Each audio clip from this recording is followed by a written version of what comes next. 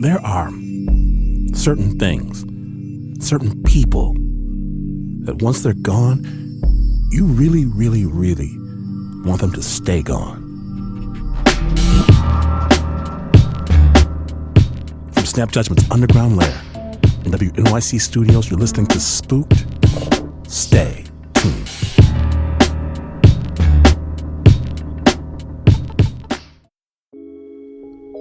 The journey is not complete. Let the unbelievers know you are in search of the truth. Get the Spooked t-shirt, the Spooked hoodie. Drink your dark drinks from the Spooked mug. Because an all-new season of Spooked storytelling can't happen unless you make it happen. Make it happen. SpookedPodcast.org. Spooked is supported by ZipRecruiter. Looking for your next great hire? ZipRecruiter offers simple tools and powerful matching technology to help you find qualified candidates fast. It's the smartest way to hire. Try it for free at ZipRecruiter.com/spooked. That's ZipRecruiter.com/spooked. If you've ever lost someone dear to you, you understand the feeling of wanting to see that person again, the need to reunite. People have constructed art, buildings, religions on the simple premise of reuniting with their loved ones once more. But there are other people in our lives as well. People that brought us the opposite of joy. Sorrow, darkness, pain. And what if our despair reaches out through the ribbon which separates this world from the beyond, and inadvertently, we bring the wrong person back? From the Snap Judgment underground lair and WNYC Studios, my name is Glenn Washington. Be very careful exactly whom you call family, because they might start to believe it. Understand this. Spooked starts now.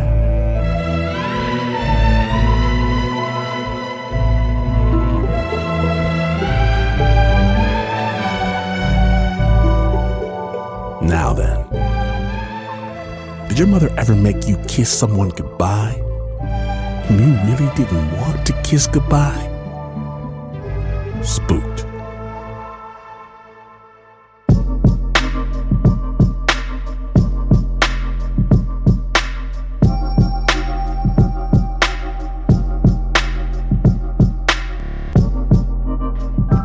My story begins in the spring of 1970 with our daily trek to school. Physical punishment was the norm in school if you didn't get the right answer, so they were difficult, they were hard days. So on the way home, we would kind of vent our frustration or have a laugh by teasing this goat that was tethered to a post in the field. We would stop and throw little pebbles at the goat and laugh at the goat jumping up and down and going crazy. Until one day, oh horror of horrors, the rope snapped. We never expected that. And before we knew it, the goat was bounding across the field for his revenge.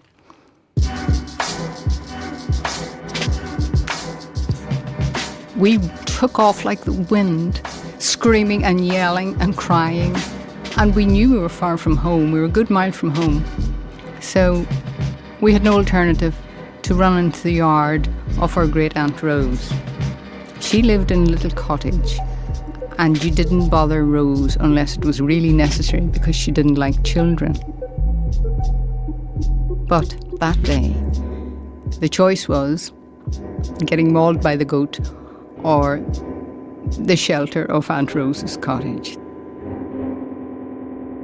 And we were terribly afraid of her. And she was my father's reclusive aunt, and she was like the Wicked Witch of fairy tale. Very thin, very tall, wore long black clothes, grey hair tied severely back in a bun, a very grim-looking woman. But she comes out when she hears the racket with her blackthorn stick, which she always carried, and she shooed the goat away and she gave it a few whacks. So the goat took off. And then she turned to us and she said, I think you'd better come in for some tea. And I remember my brothers and I exchanging very nervous glances because we'd never been in our little cottage before, but we had no choice.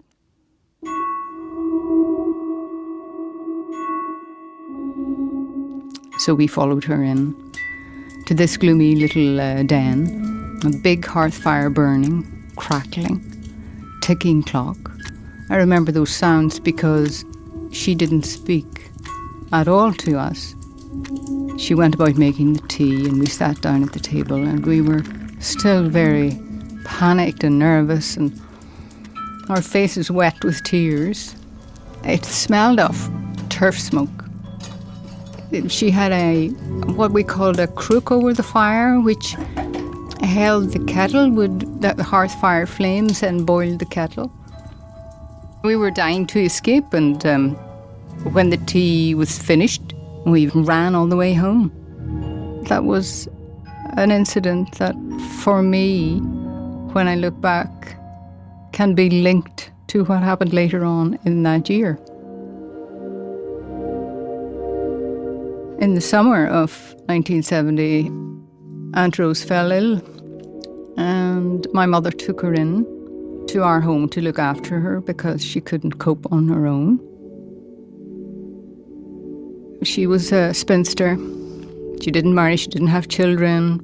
So people like that were ignored by the community. So they lived very lonely lives. And when you're on your own for so long, you don't know how to be around other people. And the saddest part, however, is that no one in the community, when I look back, thought to go and visit her and kind of make her part of something bigger. If I could turn back the clock, I would be definitely more compassionate and understanding. If I have any regrets, it would be that I didn't connect with Great Aunt Rose. But unfortunately, Aunt Rose kept getting worse. She died soon after. So, end of October, a few weeks after she passed on, it was a very stormy night. My little brother John got out of his bed, went to our parents' bedroom and woke up my mother and said, "I can't sleep, Mummy, because someone is tapping under my bed." My mother said, "John, it's the wind. It's a very bad night. Go back to bed." But half an hour later, he was up again with the same story to my mother. I remember waking up, seeing the light on in the kitchen, and being an inquisitive little girl, I got out of bed and went down to see what was going on. And we heard this tapping sound, very gentle tapping right under John's bed. It was like this. I'll do it on this table.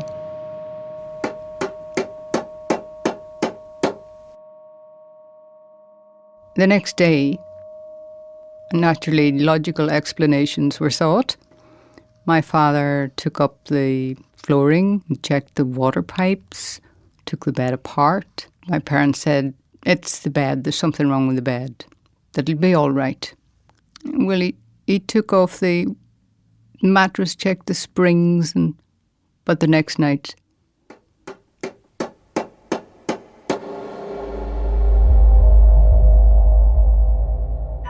when it happened again, we had to accept that this was something sinister. Everybody was up. The next day, my mother did the only thing she could do. She called in the parish priest.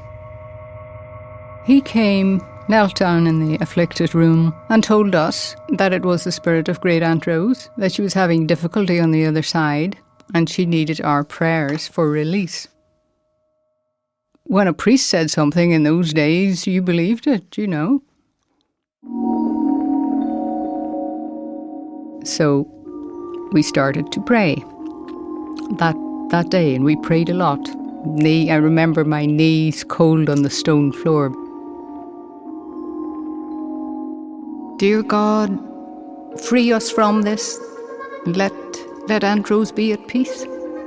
Eternal rest grant unto her, O Lord. is one that I remember saying over and over and over again. It was the least we could do was to pray for her soul. So it was an act of compassion on our part as children and my parents. We were to pray every day. We were to say as many rosaries as we could, which we did. I was very fervent in her prayers. We wanted to get her out of purgatory as soon as possible. The more praying that was done, the sooner she would be released. And for about a week, it was fine. We had solved the problem. Our prayers were obviously being heard, or so we thought. Until John was up again in the middle of the night. This time it wasn't gentle tapping. It was loud knocking. It was as if more and more prayers were needed. She wasn't satisfied that we were saying enough. The knocking was very loud. It moved out from under the bed and started knocking different points on the floor. After that, it progressed to banging on the walls of that bedroom. And I remember when we would have visitors in the adjacent room, we would have to turn the volume of the television up really high because the banging was like someone was hammering wood. And my mother would have to say, "We've got repairmen in." More priests came to listen to it. A mass, several masses actually, were said in the room. I remember particularly this because it really was very frightening. The knocking stopped. It started to scratch. We heard the rasp of fingernails being dragged slowly along the underside of the mattress. It scratched under the table in the room, under the chairs. And I remember this night.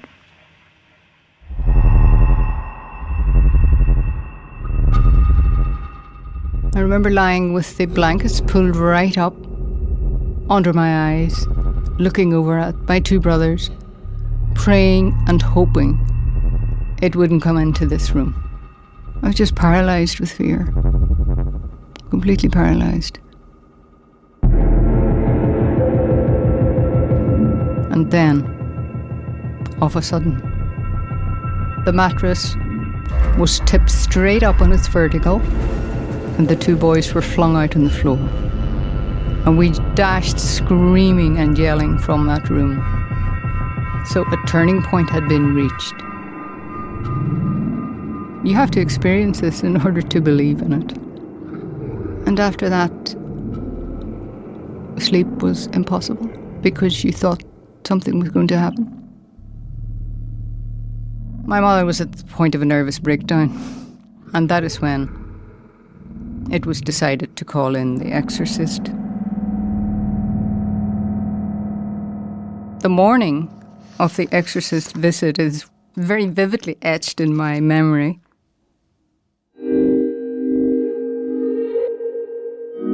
I remember that November morning in very stark contrast, monochrome. A foggy morning, and we're all waiting for the exorcist and his assistant. And then suddenly I see them in the lane. Two dark figures advancing down the lane, and my mother goes out to greet them. He was a tall, lean man with grey hair swept back, and his look made all the more mysterious because he was wearing a cassock, a long black cloak, and he spoke very softly and gently, and there was a great air of calm about him. And when he met us children, he blessed each of us in turn by making the sign of the cross on our foreheads and saying, "God bless you, my child." Exorcists, they are conduits. They're people who have subverted their egos to such a degree that the spiritual is very much alive in their lives. And I believe that if we accept that there are forces of evil in the world, then that force of evil must be met with an equal, vigorous application of good. So the exorcist is a rare human being. Very special men do this work.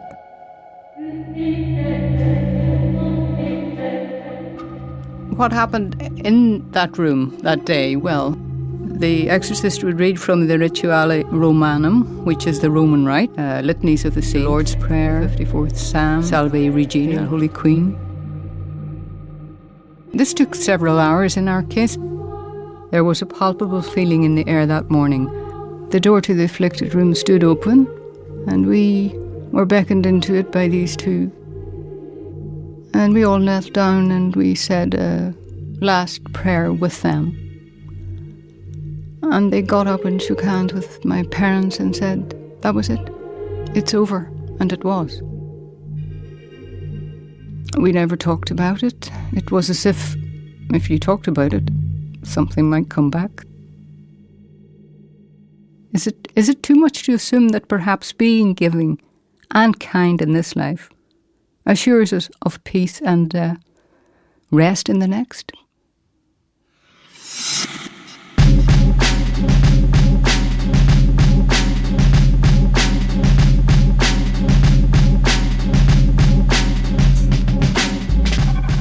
Just because someone passes away, do we let bygones be bygones?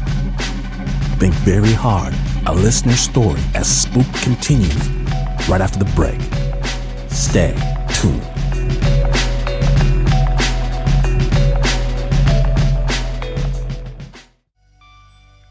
We want to make more dark storytelling that matters, but we need your help to make it happen. An all-new season of Spooked storytelling. Can we do it? Can we do it? With your help, we can. Go to spookedpodcast.org.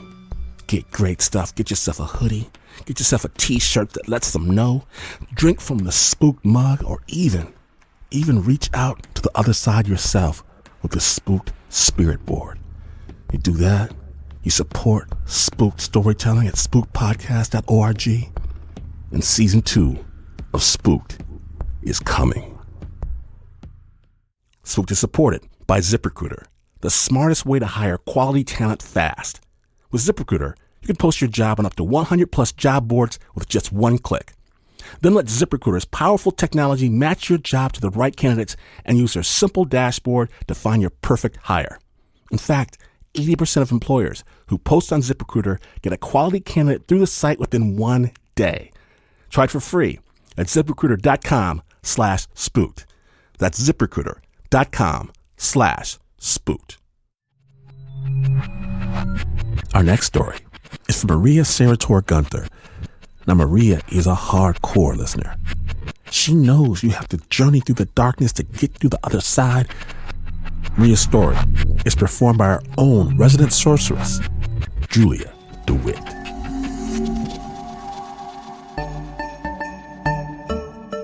My birthday is the day after Christmas, so I get twice as many presents as everyone else.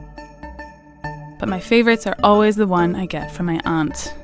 For years, she's bought me collectible dolls. And now, at the end of high school, my collection is massive. But I'm still excited to add another one.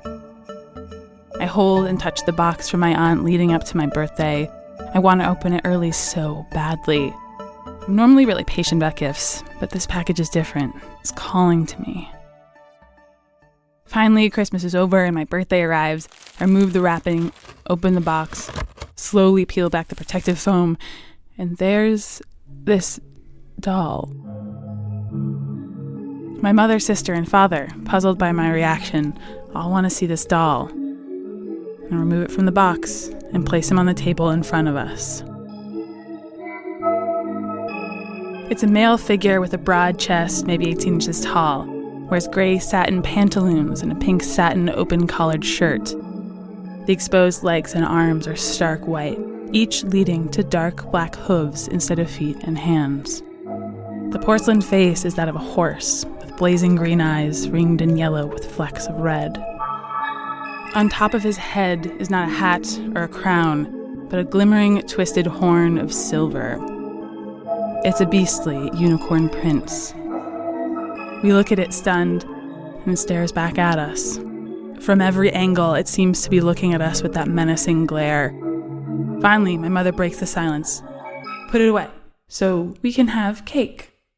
I place it on a shelf across the room, and we proceed with the cake, and the festive mood is restored. And then it's the mirror in the guest room. The mirror is mounted to the wall shared with the shelf on which the doll sits, and it's fallen off the wall. The mirror has simply broken to pieces. Not knowing what else to do, we clean up the mess and just go to bed. I take the doll with me to my room and put it on my dresser. That night, I wake up in the middle of the night. My bedroom has become so cold. It's late December, but this is Houston, Texas, so the temperatures at night rarely dip below 40 degrees Fahrenheit. I step out of my room, and I'm surprised to find that on the other side of the door, the temperature is much warmer. So I grab my pillow and a blanket, and I go to sleep on the couch in the family room. I'm just about to drift off to sleep when I hear a noise coming from the kitchen. It's like the click-clack tapping of feet. Little feet, and lots of them. I convince myself maybe it's a bug outside or some water dripping from the tap, but it persists with an irregular pattern. Whatever's making this noise is just steps from me, which means that it can see me. I'm so frightened that I can't move, and I start to cry. My mom hears me, and she comes out to the living room. Why are you crying? And what are you doing out here? I tell her about the cold in my room and the sounds of little feet walking across the tiles in the kitchen. She clearly doesn't believe me, so she turns off the light and lies down next to me to prove I'm just imagining things. And immediately, the clattering starts again. She grips my arm, slowly turns on the light, and then she goes to the kitchen. Nothing's there. She stays up reading next to me the rest of the night with the lights on. The next day, my mother calls her sister to ask about the doll. All my aunt says is, it called to me. It caught her eye, but she wasn't convinced it was the right gift for me. She went home that evening without a gift at all and had a dream about that doll. So she returned to the shop the next day to buy it for me. I decide that the doll has to go. I take it outside to our concrete slab of a patio to smash it. The first strike on the concrete, I brace for the flying shards of porcelain, but nothing happens. So I strike it again. Nothing.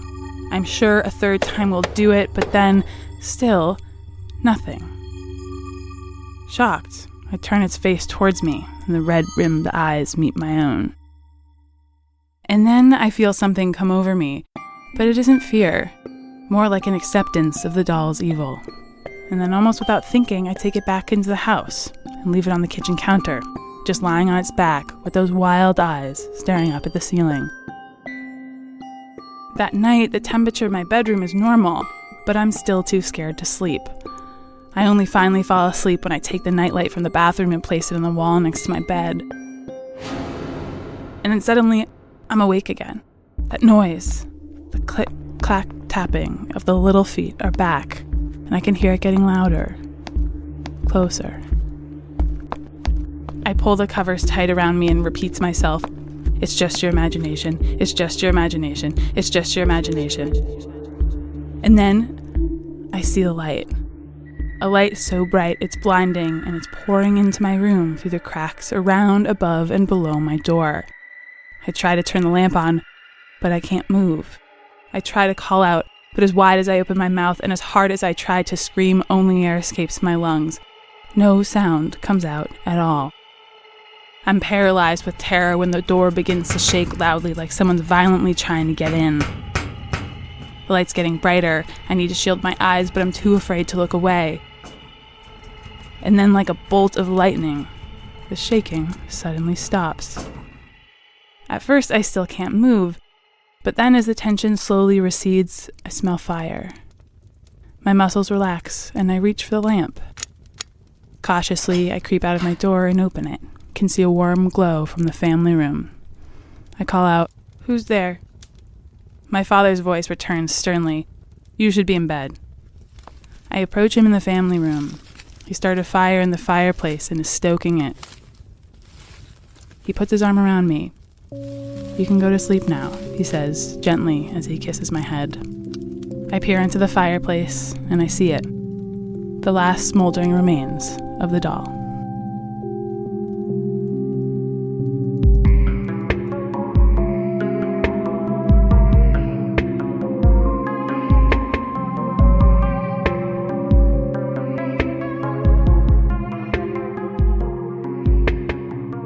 Thank you, Maria Serratore-Gunter, for your story. And did you hear that? Beware the unicorn prince.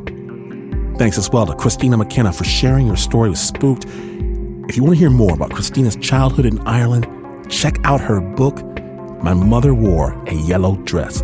We'll have more on our website, spookedpodcast.org.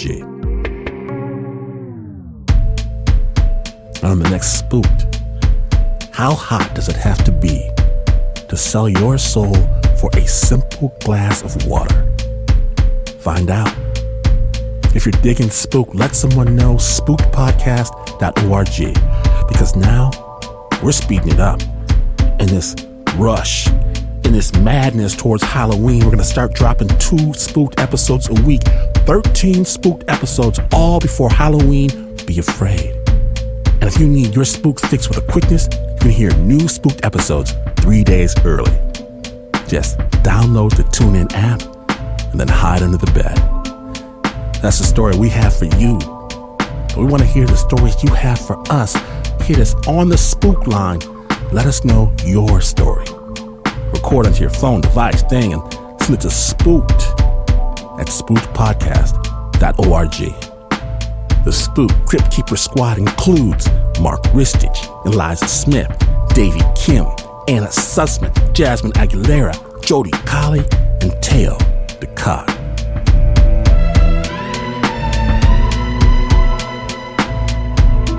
Original music by Pat C. Miller, Davey Kim, Leon Morimoto, and Renzo Gorio.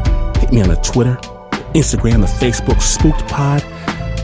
Don't forget, if you go to the fancy party and see the tall man with the beautiful smile and wonder if those are horns poking through his rough-cut hair, and if that's a tail slithering underneath his dinner jacket, I have some advice, and I need you to recall where you heard it first. Here it is. Never, ever, never, ever turn out the lights.